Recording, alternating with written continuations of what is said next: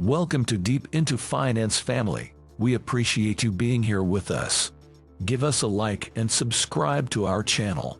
Share with your friends and family and stay up to date to our future videos. Media censoring Trump's speech. The presidency of Donald Trump was one of the most controversial and divisive in recent American history. His tenure was marked by a series of events that caused widespread outrage and criticism, including his inflammatory speeches and tweets.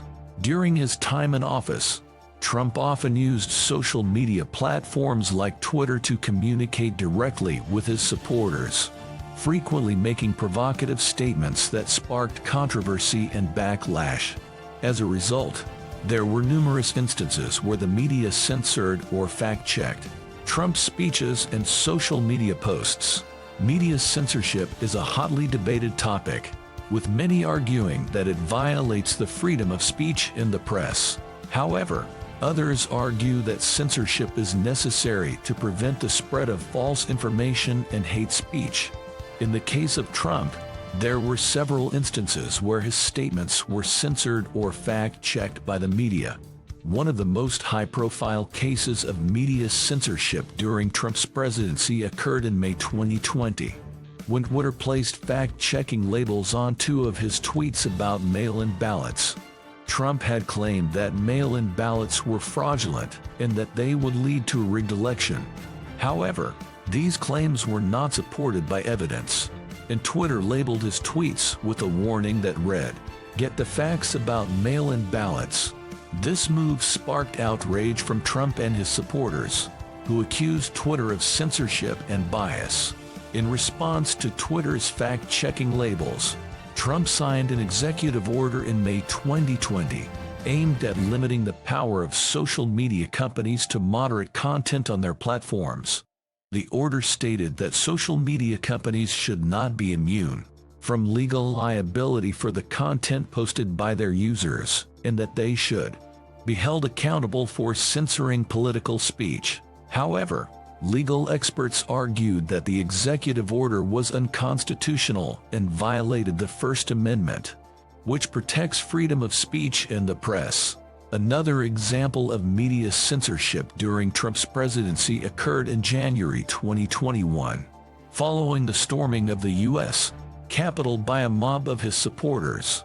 In the aftermath of the violence, several social media platforms, including Twitter and Facebook, suspended Trump's accounts, citing his role in inciting the violence. This move was widely criticized by Trump and his supporters, who argued that it was an attack on free speech. However, others argued that Trump's social media posts had repeatedly violated the platform's policies on hate speech and incitement to violence. In response to the suspension of his accounts, Trump released a statement through the White House press office, in which he accused social media companies of silencing conservative voices and vowed to continue fighting for the rights of his supporters. Media censorship of Trump's speeches and social media posts was not limited to social media platforms. Several news outlets also fact-checked and censored his statements, particularly those that were deemed to be false or misleading. One example of this occurred during Trump's 2020 campaign rally in Tulsa, Oklahoma, where he made a series of false claims about the size of the crowd in attendance. The New York Times, among other news outlets, fact-checked Trump's claims, using photographic evidence to show that the crowd was smaller than he had claimed. Another example occurred during a press conference in April 2020, where Trump suggested that injecting disinfectant could be a possible treatment for the 19th of December 19. This statement was widely criticized by medical experts, who warned that ingesting disinfectant could be dangerous and potentially lethal. As a result, several news outlets censored or fact-checked Trump's statement, warning their readers not to ingest disinfectant. In conclusion, media censorship of Trump's speeches and social media posts was a contentious issue during his presidency. While some argued that censorship was necessary to prevent the spread of false information and hate speech, freedom of speech in the press. However, it's important to note that the First Amendment does not protect false or misleading information or speech that incites violence or hatred. It's also important to consider the role of media in society. The media has a responsibility to report accurate and unbiased information to the public, and censorship can sometimes be necessary to fulfill this duty.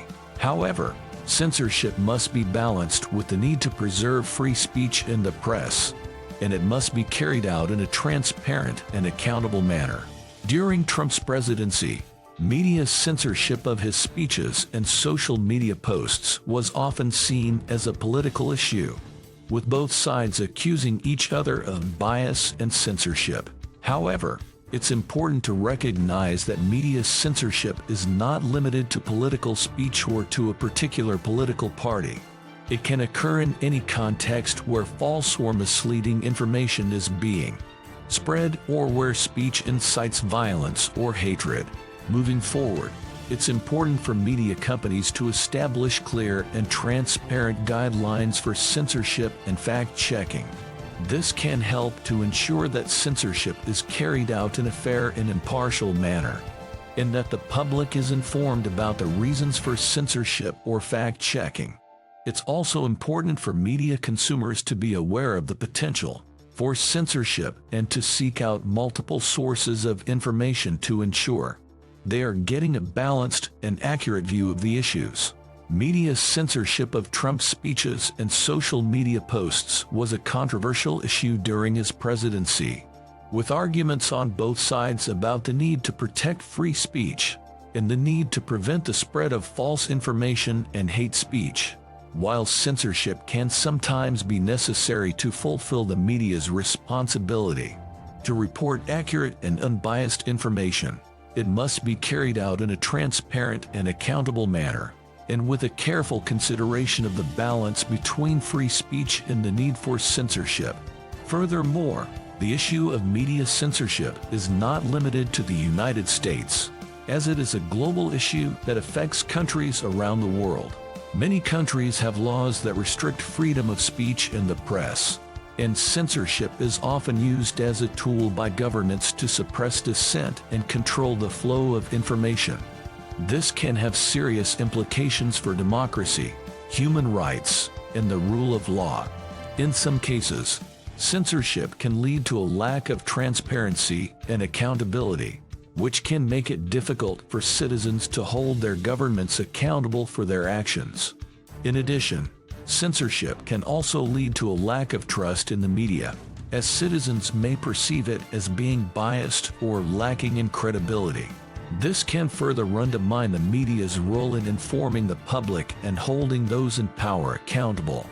It's important to recognize that media censorship is not a new issue, and that it has been a part of human history for centuries. However, the advent of social media and the internet has made censorship more complex and challenging, as it can occur in a variety of forms and can be difficult to detect and prevent. As we move forward, it's important to continue to have open and honest discussions about the role of the media in society, and to work towards a balance between the need for free speech and the need for responsible journalism. This includes promoting media literacy and critical thinking skills among citizens, as well as encouraging transparency and accountability among media companies. Media censorship of Trump's speeches and social media posts was a highly charged issue during his presidency, and it highlighted the ongoing debate over the balance between free speech and responsible journalism. While censorship can be necessary to prevent the spread of false information and hate speech, it must be carried out in a transparent and accountable manner, and with a careful consideration of the balance between free speech and the need for censorship.